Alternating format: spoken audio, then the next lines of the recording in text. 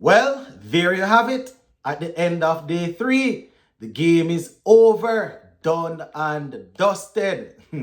One thing I will say, our bowlers gave it a good go, both with ball and bat. Our bowlers, right? But I guess that is why you have one team at this end of the ladder and the next team at the other end, right? There's levels to this, my people.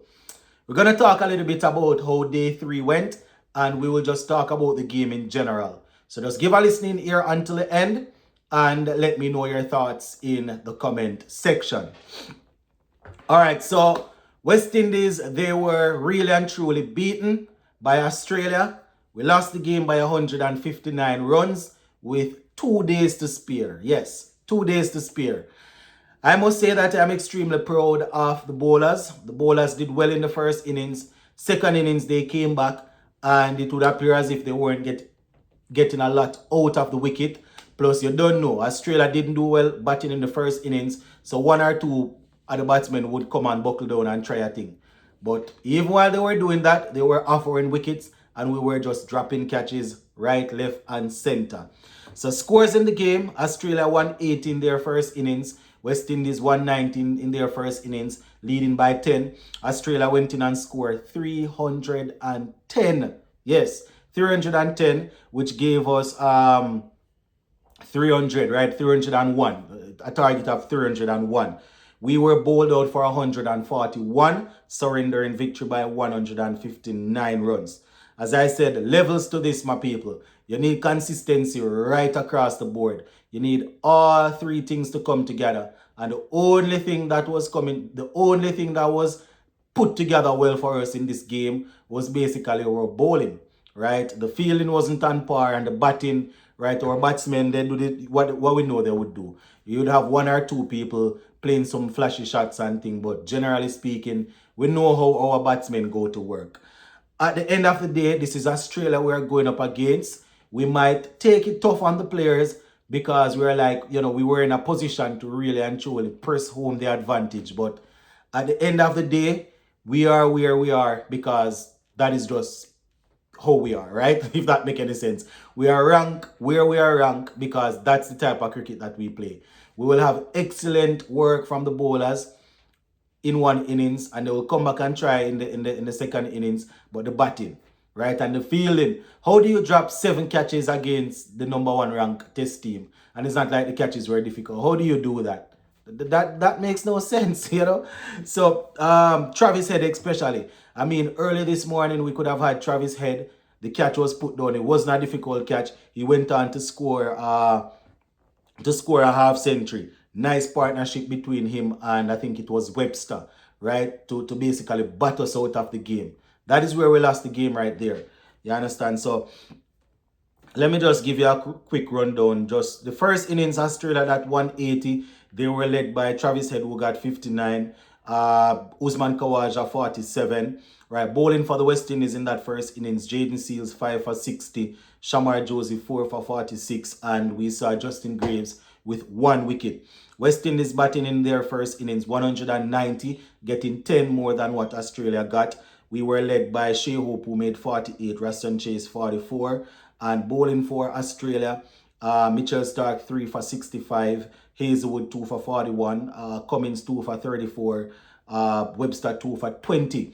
And in the second innings now, my people, Australia, this is where they went to work. The last early wickets, yes, the last early wickets, they were 65 for 4 at one point in time. Yes, 65 for 4, and they went on to get 167 for 5, right? Webster and Travis Head putting on a nice partnership there, over 100 runs to basically bat us out of the game, right? So in terms of the batting for them in that second innings, the man of the match, Travis Head, he got some runs.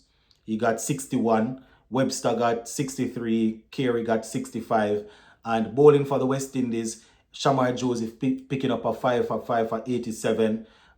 Seals, Alzari Joseph, and Ruston Chase, they picked up 1 wicket each. Alzari Joseph got 2 for 65. My bad. Alzari Joseph 2 for 65. It was Seals, Graves and Raston Chase, who got 1 wicket each, right? So Australia 310. West Indies now in that second innings 141 all out. We had 2.5 days to chase 300, right? But as I was saying to someone earlier in the day, is either we are going to get ball out or we're going to win the game by tomorrow after tea, because I know for sure we weren't going to bat 2 days, right? And as I said, Australia, is a good team. They have a good bowling group. But sometimes, the mistakes that we make, I mean, you can be pressured into making mistakes by good bowlers. But, I tell you, Craig Brathwaite, you know, working the ball around the corner when the man was, he saw that the man was placed there. John Campbell was set. I mean, he edged a few, but the shot that he played to get out, I can't understand the thinking behind that. Casey Carty was bowled all over the place. Brandon King didn't even trouble the score. Chase too.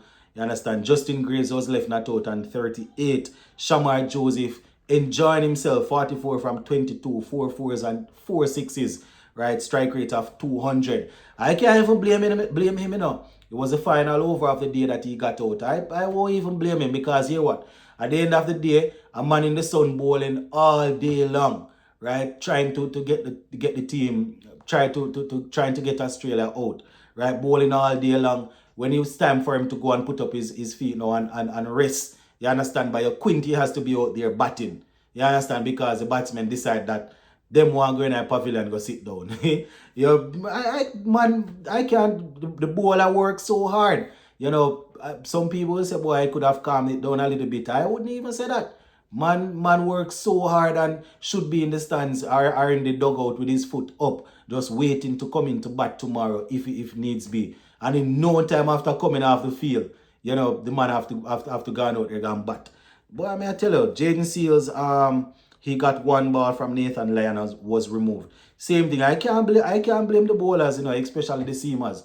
Man, them work so hard. The batsmen decide not to do anything. They don't want to make any runs and they don't want to take the catches. The bowlers can't win the game. Bowlers can't just win the game like that, The batsmen not scoring any runs and they're not taking the catches. So what do they do? What are they doing? I mean, and I can't even curse too much, because I said it earlier.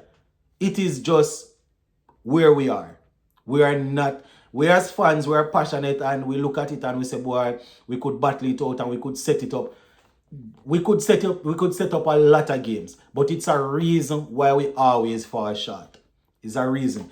But I have to give credit to the guys for really, the bowlers especially, for working so hard in the first innings and the second innings.